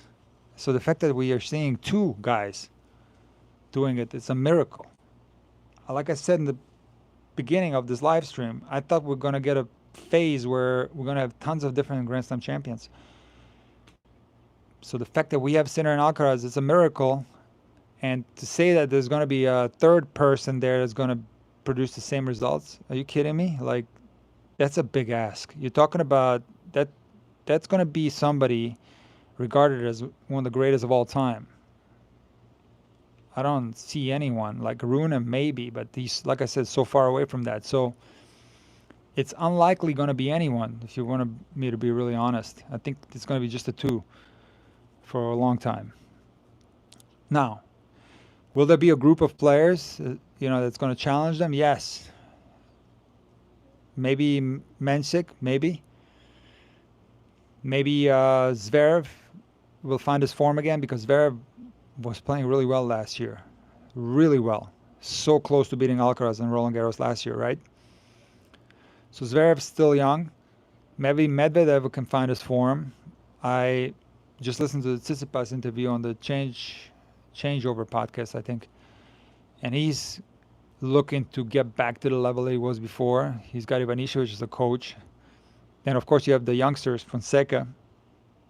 And you have Fils. You have Tien, who's like a little bit below the level of those other guys that I mentioned. So you have Draper, who's playing incredible tennis. How dangerous is he? So maybe we'll have a situation where Sinner and Alcaraz on top, and then a gap, and then a ton of guys like in that other mix of players. I think that's what we want to see. But I don't foresee another big three.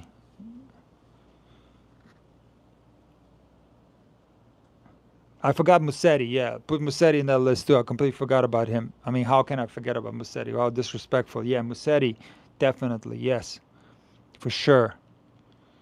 For sure. Let's see here what we got. We'll do one more question, and then we're going to tackle the last one in here.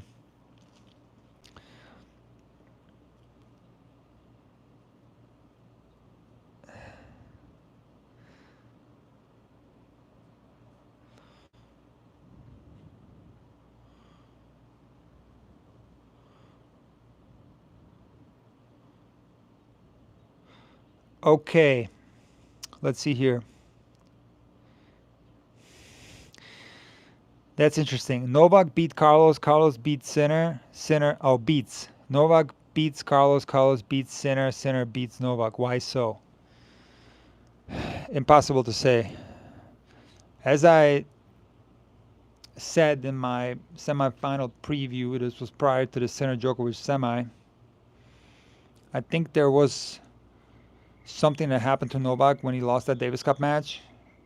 Not just in the matchup against Sinner, but generally. I think that's when his results started to decline a little bit, and maybe something got into his head with Sinner. Some small little mental block. So because of that, we have this weird thing that Novak was able to beat Carlos, Olympics and Australian Open this year, but hasn't been able to beat Jannik. And Carlos has been able to beat Jannik. So it's matchups. Each one of them will provide different mental struggles for each player. And, this is a thing that Sinner will now have to deal with, because the more matches you lose like this, the worse it gets. For sure. And the less belief you have that it will happen. So a lot of people think that, you're so close to winning, and then you think, okay, I'm going to get him next time. Certainly could be the case. But something could creep into your mind where you say, I just can't beat this guy. Doesn't matter what I do, I just can't beat this guy. I mean, I did everything that I could to beat him, and I still can't beat him. Forget it. That could happen too. I'm not saying that this will happen to Sinner. I think Sinner will flip the head-to-head eventually. Many, many years from now, it's going to be a little bit in Sinner's favor. I believe that just because of the steadiness of Sinner versus the steadiness of Alcaraz, a little bit more up and down. So at the end of their careers, I think the head-to-head will be flipped, but we'll have to see. I don't know. So yeah, it's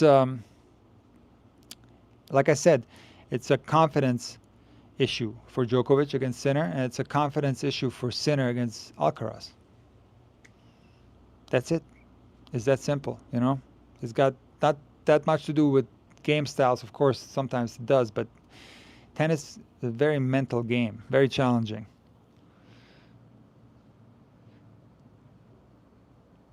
Okay, let's see here. All right, you know what? Let's tackle the last question here. Wilson shift problem. Guys, Wilson shift problem. The last one on the list, and I forgot to cross these off because I was going to post this video as a regular upload later, or just mark it as a regular upload so people can jump to different sections, but it doesn't matter. It's okay. It's all good. All right. So now I want to share something to you. I want to share something with you that's very sad. And you're going to see on Tuesday, tomorrow, when I release my match play video against a former student of mine. I'm not playing that well with the shift. I'm having some trouble, and I'm going to dedicate a video to it. I still haven't given up on it 100%, but I've been going back to the bevel up pure drive because it's twofold. It's my serve and my backhand that are very difficult with the shift, and it's almost like I have to rip the ball so hard and put so much effort into my backhand to make it work. And as I told you guys earlier, in these conditions, I get so exhausted when I play. I don't get anything out of my backhand. You know, my forehand, however, is good with the shift. But there's a problem, though, because that open string pattern, 16 by 20 on the shift, if I don't put spin on my forehand, it's worse. So if I hit my normal flat forehand, that racket makes my forehand spray more. But if I put spin on it, then it's good. So when I get tired, it's harder to like put shape on the ball and start straightening my shots out. So it hasn't really been working great. And on top of all that, my serve just hasn't been as good as the pure drive. Now, it doesn't mean that I'm playing well with the pure drive. I'm playing horrible with both rackets. Like, my forehand with the pure drive is as bad as it's ever been because I've been playing with the shift for so long now. Played so many matches with it that now, like, I have no control with my forehand with the pure drive even. So forehand is really bad with the pure drive now, even worse than it was before.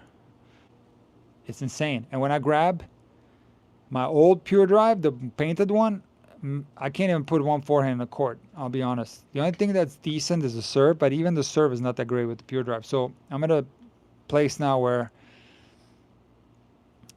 I might have to actually test some other rackets. And one idea that I have is like testing the regular length pure drive, because that extended length is not doing me any favors right now, because I've gotten used to the shift, which is 27 inches, and the pure drive plus is 27 and a half. So you build up feel for a racket so fast, and that's where it can play tricks on you, because I played so well with the old pure drive, even the painted one last summer. I played so well. I played some great matches. I didn't post them, but I was playing well.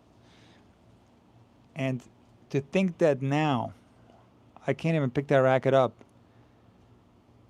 it feels so heavy in my hand. I can't keep the ball in play with it. I can't maneuver it at all. I'm the same guy, right? But my preferences have changed. My feel has shifted because I've been playing with so many different rackets last year, and I used the shift. But I got to be honest with you, one reason why I'm having so many problems, and I thought that I'm playing horrible just because I'm getting old, and I've hit a point where my whole game like fell off a cliff, but that doesn't really sound right, because like I said, I was playing pretty well last summer. Not bad at all. But this year, I was so excited with my new racket. I was playing matches and playing horrible. I made a video about that. You can check it out. It's the Wilson Shift update, and it's after the Andre match. I made a video where I analyzed the Andre match. I talk a little bit about my struggles. So I talked to Jonas from Tennis Nerd, and he sent something that was enlightening. And it's so simple, and I didn't think about it. But he said, Nick, how many rackets did you test last year? And I go like, 50 maybe? I was testing rackets from June until like January, right? And tons of them. And that destroyed my game. It wasn't the fact that I aged 6 months. No. Testing all those rackets destroyed my game. Changed my preferences for rackets. Remember, I was playing with that painted Pure Dry Plus, and now I can't use it anymore. So my preferences have changed because of all these different rackets I've been playing with. And there's another thing that's been happening, but I won't discuss that now. I'll talk about it when I make a dedicated video to my racket problem. But long story short, Wilson Shift, I'm playing horrible with it. The thing that works really well is volleys. I volley better than with any other racket that I've ever played with the Shift. I love it. And feel is good with it. On the volley, feel is okay on the baseline. It's not bad, but other than that, I'm in a really, really dark place right now, tennis-wise. And you're going to see in that video tomorrow. Yeah, I got to find some solutions, so we'll see. All right, guys, so this is done. This list is done right here. And we're going to do a couple more questions, and we're going to call it, okay? We're going to call it a day. All right. Let's see.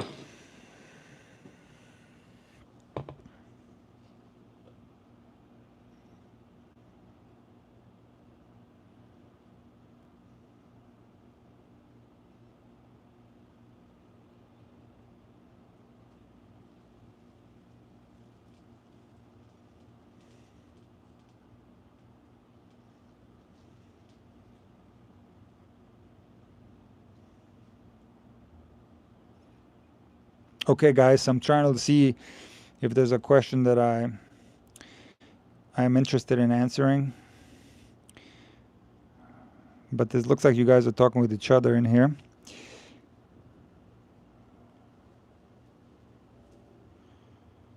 Okay, this is interesting. Do you think that Yannick's disposition plays a role in his struggles with Carlos? Lacking a killer Mamba mentality when he's playing Carlos seems to be a variable that he needs?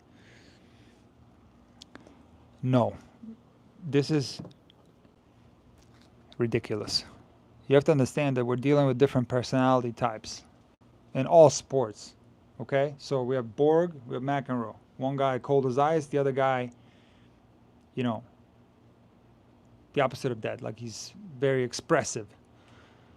So, you know, you could take so many other examples of different personality types on the tennis court. So just look at Sinner's results. Like, again, he was 1 point away from winning that match yesterday. So he doesn't really need to change anything. He was right there. He's just a different personality type. And he doesn't need to change that. In fact, he needs to keep that because that's his natural way of existing, right? Like he's definitely different from Carlos. And he expresses himself differently on the court. He's definitely more calm. And he needs to be true to himself. And that's where he's going to find his best tennis. So the fact that you're saying because he's quiet, he doesn't have a killer mentality, that's ridiculous because he is a Mamba mentality. Otherwise, he wouldn't be number one in the world and winning all these slams, right? So it's not correct. You know, he already won 3 slams. You can't even win a ATP 250 if you don't have a killer mentality. So, yeah, he needs to be true to himself. All right, let's see here. What we got, guys? How long have we been doing this? Close to 2 hours. Sinner might lose before semis in Wimbledon. So let's wait until the draw comes out and let's see how he does in Halle.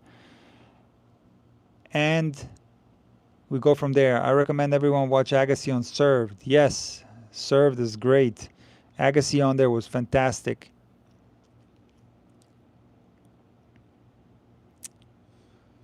Can Bublik crack the top 20 again? I think he can go even higher. I think he can go higher, Bublik.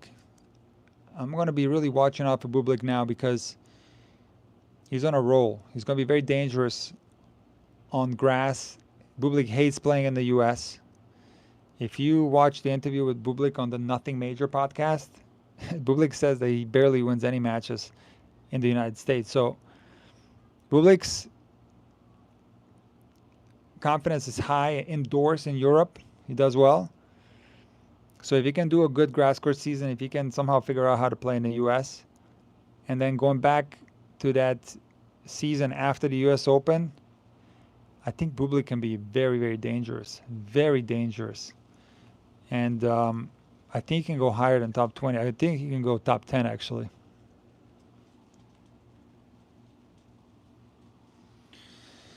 Why is Sinner forehand so difficult to copy? Is it because arm length? No, it's because Sinner... I'll show you here with the roller. With a roller. Sinner puts the racket like this. See, like this? Strings towards the back fence. So, like, the racket's like this. And then he has to go like this to the leg. So there's quite a bit of area to cover, right? Racket goes from here to here. This is the full lag. So if you try to play around with this take back style and now you're here, you might not accelerate fast enough and you might not get a full lag. You might go to here. That's what happens a lot. And now you're stuck with a no lag forehand, which is a problem, right? So instead of doing this, just do whatever is natural. And I have a great video with Shamir already available on Intuitive Tennis Premium on the iOS App Store on intuitivetennis.com. You can subscribe to Intuitive Tennis Premium. You get a lot of benefits, not just videos that are only available in Premium, but you also get private access to discount codes for my private coaching and for my courses, and there's a private WhatsApp group. So many benefits. Sign up for Intuitive Tennis Premium. There's a link in the description that I want you to click on. So on Premium, there's a video available with Shamir, our latest lesson. This will come out on YouTube in a few weeks, where we tinkered with his take back. And I'm telling you, like, and even in that lesson, Shamir was hitting the forehand so much harder, and he's been using that new tweaked take back. And he's ripping harder, and also he's more consistent. So it's opposite of Sinner. Like Shamir had more like Federer type racket drop, and he's doing kind of the opposite of that. And that solved a lot of problems. So long story short, often when you try to copy these abbreviated racket drops as you see on the ATP, and now the newest one where the racket is going like this way instead of this way, it's very difficult to pull off properly, and it doesn't work, you know. But again, it's not wrong what they're doing. Obviously, it's a fundamentally sound forehand, because that's style, how the racket drops, how the racket behaves as it's going back, that's style. But a fundamental is lag. That's fundamental because everyone has a lag. That's a fundamental element. But everyone has a little different style on the take back. So never confuse style with fundamentals. Okay, let's see here what's going on.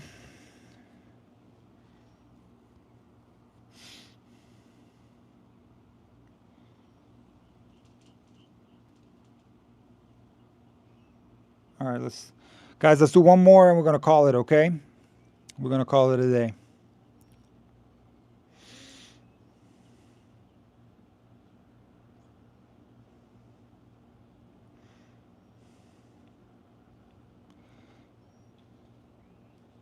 All right, let's see here.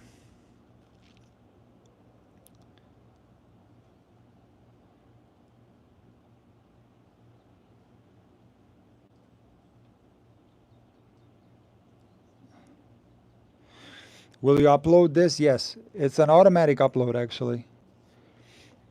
It's in the live category, though. Like, so if you go on any channel, it won't be in the videos. It's going to be in the live. But it automatically uploads on YouTube once it's finished. It takes a little while to process, but I might cut the beginning portion where I was like kind of waiting for everybody to show up and I was doing the Instagram post. I'll cut that, but it will be a live upload that you can watch later, yeah.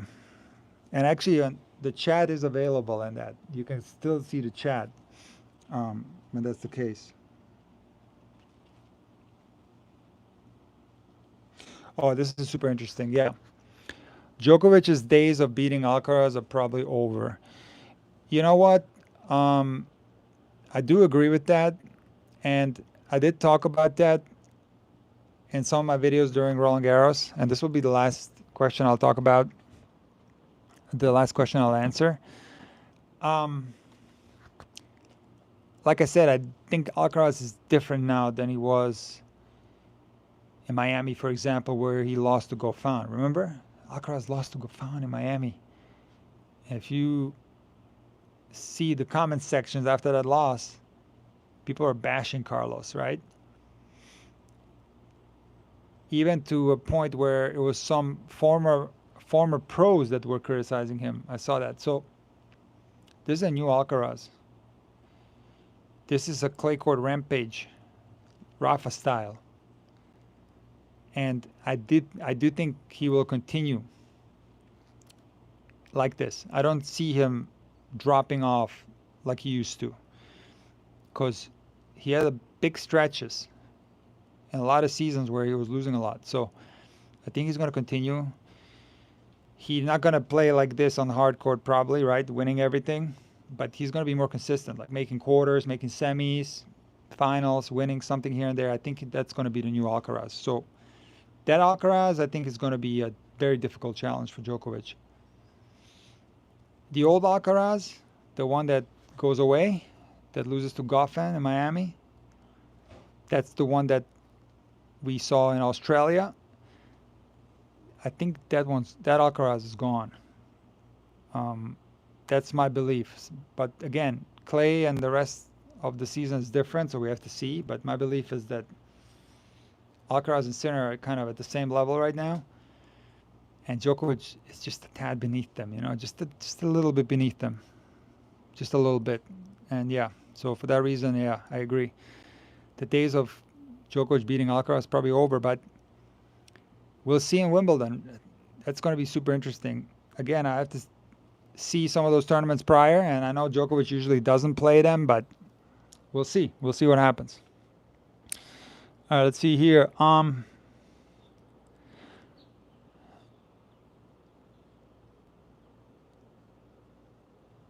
Yeah, see a lot of Wimbledon questions. I can't really talk about Wimbledon because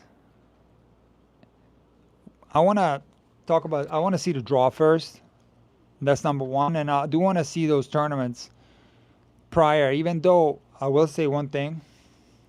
Out of all the Grand Slams, the lead-up tournaments to Wimbledon are the least important ones. So I don't think that you necessarily need to play a lead-up tournament to Wimbledon to win Wimbledon if you're a top contender. And the reason why I say that is that the preparation stage for Wimbledon is so short that there are so many players that didn't get enough matches that kind of equals out. And then, if you're a top player and you get a few wins in the first rounds of the Wimbledon, you already kind of get into your groove that way. So I don't think it matters at all whether Djokovic, Alcaraz, or Sinner play anything, or if they happen to play, if they lose early, like Alcaraz last year in Queens. I think he lost to Draper, no? Did he? I think he did. Or did he lose to Tommy Paul? No, he lost to Draper, I think. Correct me if I'm wrong in the chat. But I know Alcaraz lost early. And somebody's making popcorn in there. Hold on, let me close the door. I don't know if you guys can hear that, but let's close the door. There we go. What was I saying? Yeah, Alcaraz lost. First round Queens, or second round, I think he had a bye, and then he won Wimbledon. So Djokovic will often not play at all. I think when he was younger, he did play Queens. I don't recall Djokovic ever playing Halle. And then Federer would always play Halle because he had that big contract with Gary Weber. They named the street after him in Halle. So yeah, I don't find the preparation stage on grass a determining factor at all for who's going to do well at Wimbledon. So I don't want to really speculate right now. I want to give myself a little bit of time to think about it and to see the draw and so on. And we'll discuss it. We'll discuss it. We'll talk about it. But let's see. All right, let me see one more thing here. One more question, and then we're gonna. Yes, it's a lint roller, of course. You can't live without this. If you have cats, you can't. I have like 10 of these everywhere in the car, everywhere. Okay, let's see here.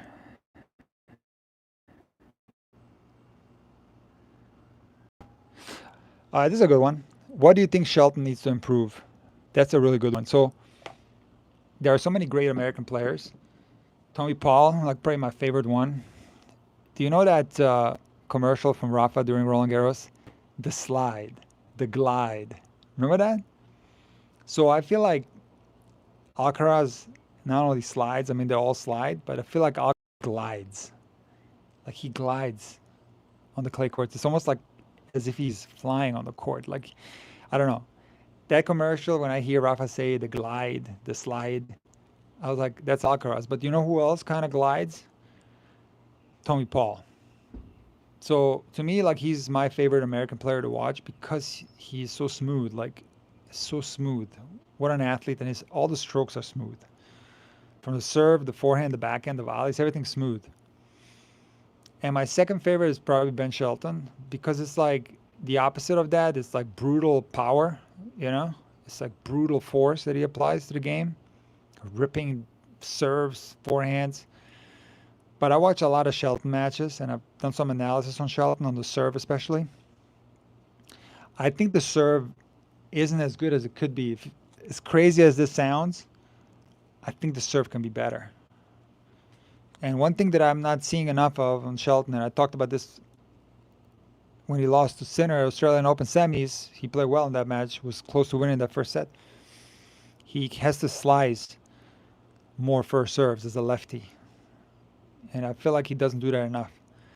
Also, like his return game and his backhand return, or generally the backhand, like I feel like there can be more there. I feel like he's putting too much emphasis on coming to the net. I don't know if that's necessarily that important because with that humongous serve, you're going to have an easy forehand put away. So I don't feel like he needs to force net attacks. He can come to the net to clean up like everybody else does, and then change the rhythm and come to the net as a change up. Yeah, but he doesn't need to force the net. I think he needs to improve the backhand and make the serve absolutely lethal, Saber style, be unbreakable. Like I feel like he has the potential to do that. But if you look at his serve stats, like he's not doing that. Like I think right now I always look at the serve stats. Like last year it was pretty high up, like third, I think, at some point, and this year he's seventh, I think. So the serve could be better on Shelton. I think there's probably some mistakes that are being applied tactically, like he's maybe going for too much percentage serves and focusing a little too much on the kick. That's probably the least important serve for him. I'd say the most important would be the slice as a lefty. I mean, think of Goran, right? Most of his serves were slice to all corners. Even like, as a lefty, ad side T, it was still slice on Goran. As a lefty, that's key. So I would focus on the slice and I would focus on the heater, that 141. And yeah, I think when he becomes unbreakable and he's so dangerous off the ground and take chances on the return games, I think he's got the type of game that he can take anyone out, including challenging Sinner and Alcaraz, which he has proven that he's able to do. Australia against Sinner, and then Roland Garros against Alcaraz. He's dangerous to anyone when he plays his top level. So, yeah, Shelton, still an upside to him. Still a lot of improvement that can be done, and I think he's very, very dangerous. Okay, guys, let's do one more, and then we're gonna call it. Okay, guys, last one. Last one. Okay, you know what? Like, let me just finish with this. You need to do these lives more often. So I will definitely do lives on a Monday after every Grand Slam. I started with Australia. Now I've done another one, Roland Garros, and then I'm gonna do some lives here and there. I do have one planned where I'm gonna have some guests. Um, and we're gonna do it out here. Like it's gonna be fun. So we're gonna do a live out here with some guests, people that have been on my channel. I want to do a live with like Emma, Carla, Shamir, and I wanted to do a live stream during the Australian Open final, and I wanted to do a live stream during the Roland Garros final, but I decided not to because, again, like I'm too emotional when I watch tennis, and I don't want to be like a bad commentator because I'm emotional and say dumb stuff and get emotional and start being like expressive that way, because I don't think that's professional.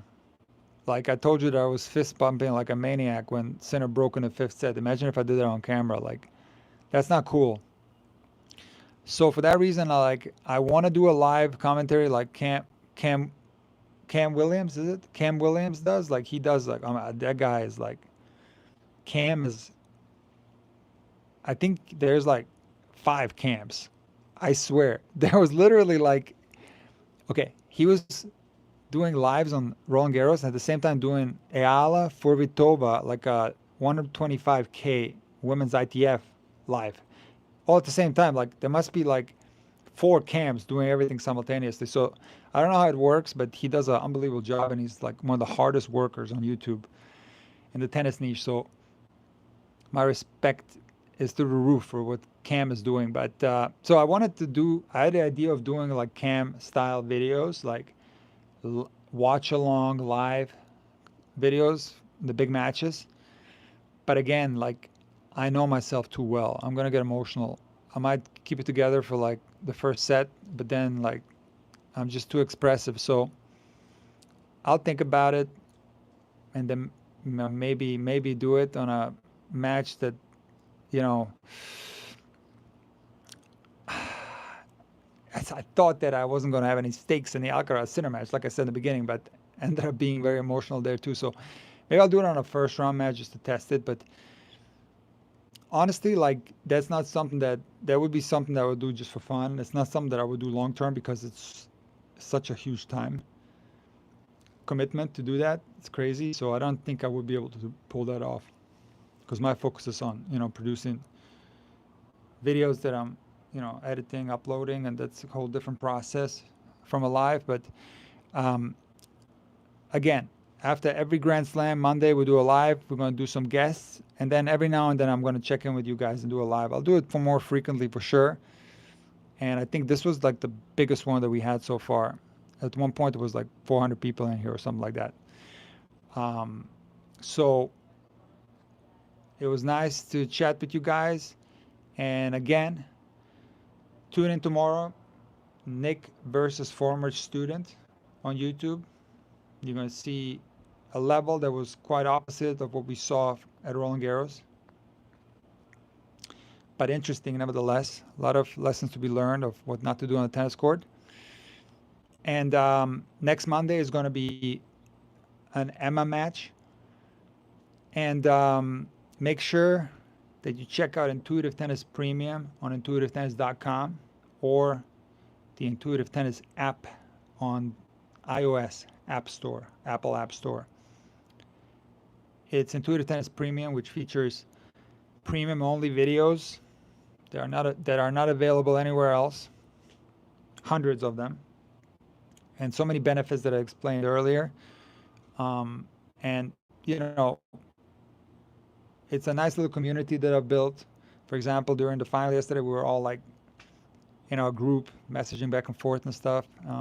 And I tried to give a more personal access to me for all the members in there. So yeah, check it out. Check out Intuitive Tennis Premium. If you have any questions, DM me on Instagram, and I'll be happy to help. So I will see you guys in the video tomorrow, and we're going to do a live very soon. All right, take care, guys.